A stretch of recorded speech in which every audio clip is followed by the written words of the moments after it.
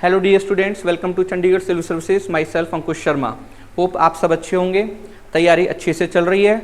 अगर नहीं चल रही है देन जल्दी से जल्दी उसको ट्रैक पर लाइए, 100% प्रोवाइड करिए, डेडिकेशन और डिवोशन के साथ तैयारी करिए।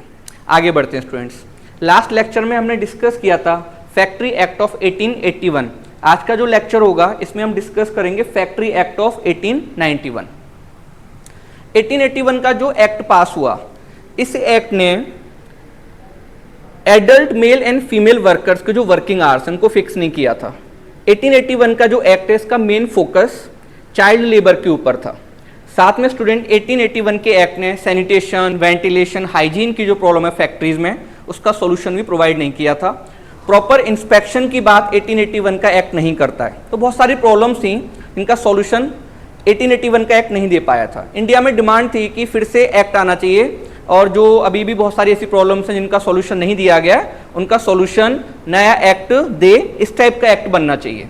देन स्टूडेंट 1884 में बॉम्बे गवर्नमेंट एक लेबर कमीशन अपॉइंट करती है। इस लेबर कमीशन के सामने नारायण मेघाजी लोखंडे एंड एस बंगोली, ये हमारे दो लीडर हैं जो उसके सामने जाते हैं और अपनी कुछ रिकमेंडेशंस को प्रोवाइड करते हैं, रिकमेंडेशंस देते हैं। रिकमेंडेशन जो थी, उन रिकमेंडेशंस को, कुछ रिकमेंडेशंस को 1891 के एक्ट में लिया गया था। इस एक्ट के बनने से पहले नारायण मेघाजी लोखंडे जी ने 1890 में, ये पॉइंट आपको याद रखना है स्टूडेंट, वेरी इंपॉर्टेंट, 1890 में बॉम्बे मिल हैंड्स एसोसिएशन, ये एक ऑर्गेनाइजेशन भी बनाई थी 1890 में। इसको इंडिया की फर्स्ट ट्रेड यूनियन आप कह सकते हैं, बट ये स्टूडेंट फॉर्मल ट्रेड यूनियन नहीं है, बट ये ट्रेड यूनियन है, ठीक है, फॉर्मल नहीं है, आप याद रखना। इसका रजिस्ट्रेशन वगैरह नहीं हुआ था। बॉम्बे मिल हैंड्स एसोसिएशन, नारायण मेघाजी लोखंडे, 1890 में एसोसिएशन बन चुकी है और 1891 में एक्ट पास हुआ था। बात करते हैं स्टूडेंट एक्ट की। फर्स्ट पॉइंट, ये एक्ट डिसाइड करता है कि फैक्ट्रीज किसको बोला जाएगा, रजिस्ट्रेशन कैसे होगा फैक्ट्रीज का। तो अगर किसी फैक्ट्री में 50 और मोर वर्कर्स काम करते हैं देन उसका रजिस्ट्रेशन हो सकता है as a factory. Local governments के पास ये पावर थी कि अगर किसी जगह पर 20 वर्कर्स काम करते हैं और उससे ज़्यादा वर्कर्स काम करते हैं देन उसको भी एज ए फैक्ट्री आप रजिस्टर कर सकते हैं। पॉइंट आप याद रखना स्टूडेंट, 50 और मोर पर्सन्स, एंड लोकल गवर्नमेंट के पास पावर है 20 और मोर पर्सन्स। सेकंड पॉइंट, इस एक्ट ने डिसाइड किया था चाइल्ड लेबर को डिफाइन किया जाएगा 9 to 14 ईयर्स।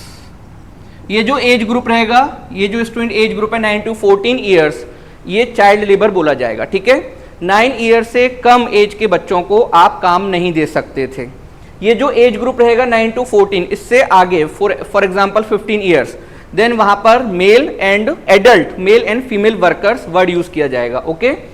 तो इधर आप देखेंगे स्टूडेंट 9 to 14 ईयर जो बच्चे काम कर रहे हैं इस एज ग्रुप के, इनको आप 7 आवर्स से ज्यादा काम पर नहीं लगा सकते, एक दिन में 7 आवर्स। और जैसा लास्ट एक्ट में भी हुआ था, मंथ में इनको आप देखेंगे 4 हॉलीडे 4 ऑफ देने पड़ेंगे, मतलब वीक में 1 ऑफ।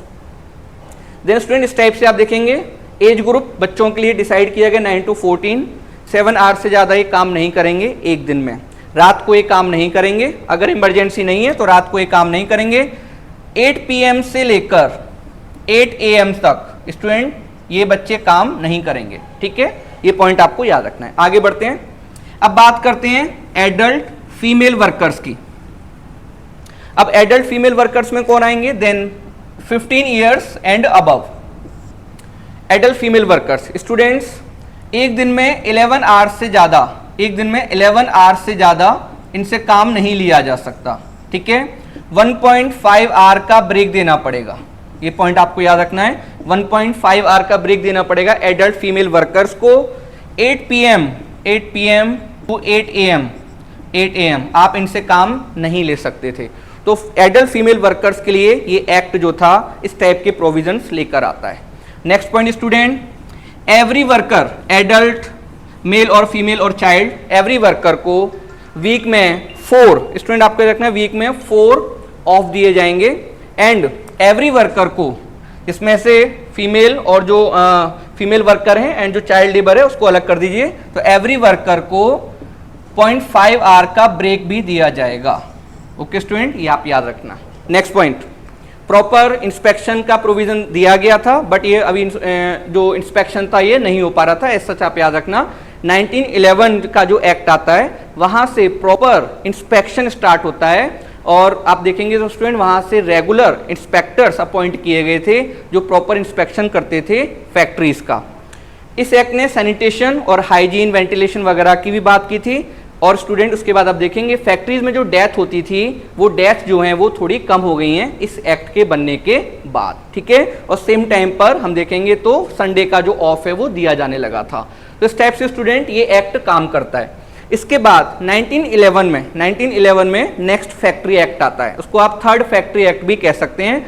उस थर्ड फैक्ट्री एक्ट में जो वर्कर्स हैं स्टूडेंट, मेल वर्कर्स, तो मेल वर्कर्स के लिए मैक्सिमम आवर्स, एक दिन में आप 12 आवर्स से ज्यादा किसी से काम नहीं ले सकते, ये पॉइंट आपको याद रखना है, ठीक है। 12 आवर्स से ज्यादा आप काम नहीं ले सकते।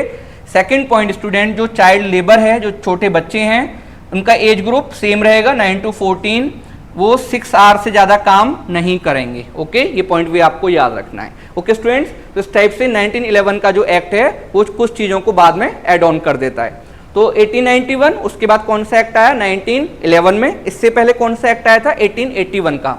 तो इस टाइप से वर्कर्स की जो प्रॉब्लम्स हैं उनका सॉल्यूशन देने का ट्राई किया ब्रिटिशर्स ने।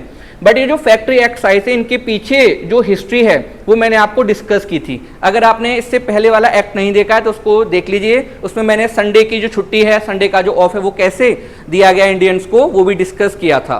ओके स्टूडेंट्स, तो इस टाइप से ये जो है एक्ट्स आते हैं, वर्कर्स की बात करते हैं। इंडिया में वर्कर्स के नंबर बढ़ते जा रहे थे।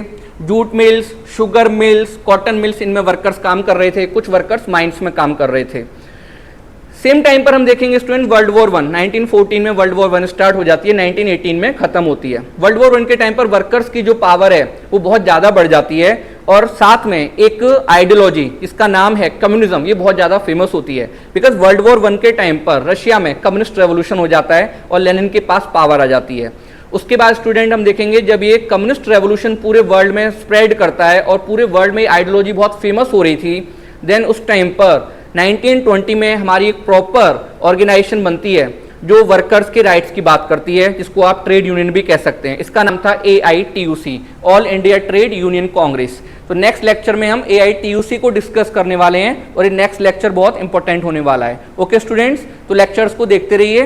ये जो टॉपिक हैं इनको अगर आप देखेंगे ना तो यहाँ से कुछ ना कुछ क्वेश्चंस आपको जरूर मिलेंगे UPSC प्रीलिम्स और स्टेट सिविल एग्जाम्स में। Okay students, thank you very much.